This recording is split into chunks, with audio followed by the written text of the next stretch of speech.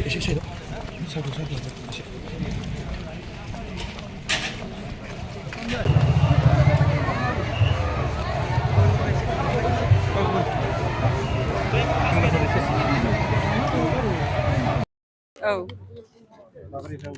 मोजाङैनो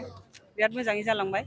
বিভিন্ন জাতি জনগোষ্ঠী आंखौ समर्थन खालायबाय नोंथांमोनहानो नुखाबाय जे 3 नम्बर क'क्राझार एसटी समस्तिनिफ्राय बिपुल भटआव देरहागोन होननानै आं कनफिडेन्ट सोर बाहागो लादों बेयाव ओरैनो दैदेनगिरिफ्रा दोलोनिफ्राय अबेहाय क'क्राझाराव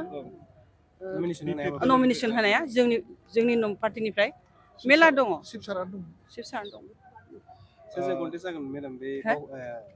क'क्राझार समस्तियाव सोरजों कन्टेस्ट जागोन ना सार कन्टेस्टखौथ' आं नुवाखसै दा दिनैनि दिनावहाय थानो हागौ सोरबाफोर खिन्थु बिदि कन्टेस्ट जानाय नङा मेडाम मा मावनो गोनां खामानि दं होनना सानो नोंथांमोनहा नुखादों जे जोंनि समस्तियाव बा माबायाव अल ओभार आसामखौनो होनजायो जेनेबा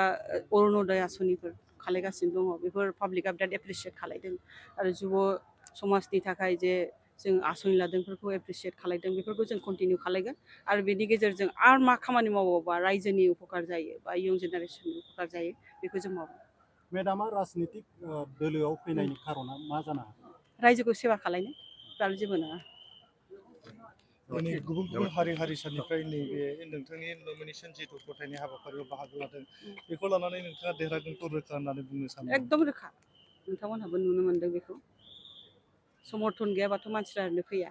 आरो स्वतस्फुर्त भाबै बिथांमोनहा फैदों आशीर्बाद होदों बेहायल' नङा आं जेराव मिटिं खालायदों जेराव बिसोरखौ लोगो हमनो थांदों आंनि साननायनिफ्राय बांसिन आंखौ समर्थन खालायदों